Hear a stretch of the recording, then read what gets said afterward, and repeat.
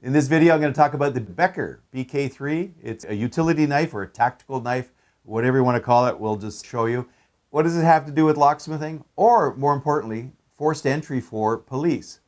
This does not replace the traditional bars and stuff to bash down doors, get through doors. This is not a covert tool, but it's a good tool for police to have for if they're part of a tactical team, in my opinion, or if you're involved with a search warrant, of course, and you have some minor locks to defeat.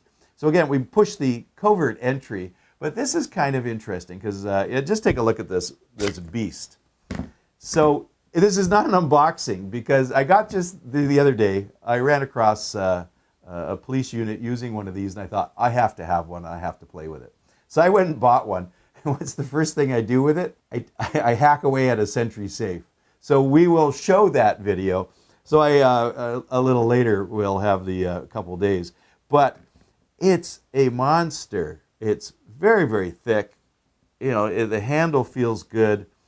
This is not a hunting knife. I wouldn't even call it a camping knife. I'm going to show 3 tools that I think are really useful for the average police to have, you know, in the back of your car, in a MOLLE pack. And this is one of 3 little force tools. So this is the biggest force tool. This does not replace your more traditional police entry tools, which really just copy the firemen. The firemen have fantastic tools for breaching doors. The police have a lot of interesting tools too. This does not replace the traditional tools. Once you're inside and you're running across some interior doors, bedroom locks, small safes, small drawers. Again, it's forced entry tool.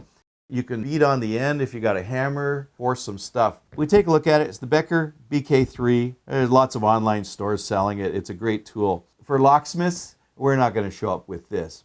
Sometimes we're involved in, the police have already done a forced entry, then they call us up to open stuff inside. Again, I wouldn't use it. I can pick the locks. So for locksmiths, and police could use this too. Sometimes it's just quicker, faster. Just cut it off. We have a cordless grinder with a cutting wheel. Super fast. The drill, also known as the rotary pick, we use that. So, but that's traditional locksmithing tools when we have to step it up. We can't pick it. We don't have time to pick it. We can bring in these tools. So as a locksmith use this? Not really, but I have it in my kit just for the fun of it. For police, yes. And combined with 2 other locksmith tools, which I'll have follow-up videos. For in the back of your police car, have it there. Smash out a window? Wow, this is like, we're gonna go to a wrecking yard, we're gonna knock out a few windows on cars. This thing just hacks right through them. Very quick, and then clean up the glass, of course. So a force tool, interesting. It's got a knife on the edge. It's got a pretty sharp edge. You can baton on this. It's so big. It's got the chisel front. This could actually slip. It's a little bit too thick, but it could actually slip some latches. So if you have a key and knob lock, you could slip it with this. Some small padlocks, you could just hack away at it. Like I said, I took this to a sentry safe, and it's amazing how well it did. The only part that I don't really like on this, I would call it a seatbelt cutter. It didn't really cut some seatbelts too good. It was okay. There's better tools for cutting seatbelts. This was pretty sharp here, and it's got the serrated blade on it. This chops through rope, wood. Even I took some band steel, some small band steel that just cut it. You can see the finish is held up pretty good considering how bad I treated it.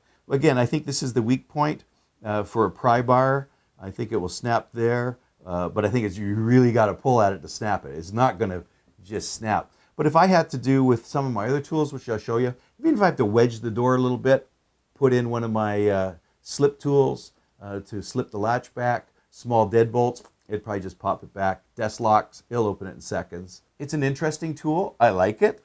It was fun when I saw it in action for the first time, and I thought, I have to have one of these. So I have it, and I'll show some more videos with it in use. And I'll show 2 more little tools I like to put with this, and which makes it a good all-round forced entry tool. Again, not really for locksmiths. Law enforcement's going to have a fun time with this. Yes, you have better tools, bigger tools, but for just attach this to your MOLLE pack with the couple extra little tools, and you have yourself a nice little entry kit. Stay tuned for more videos on this in use and a couple more little forced entry tools. I hope you enjoyed watching this video. Subscribe to my channel. Also, visit my website and you can see what online locksmith training I have for beginners, intermediate, and advanced, as well as my covert methods of entry and my non-destructive methods of entry.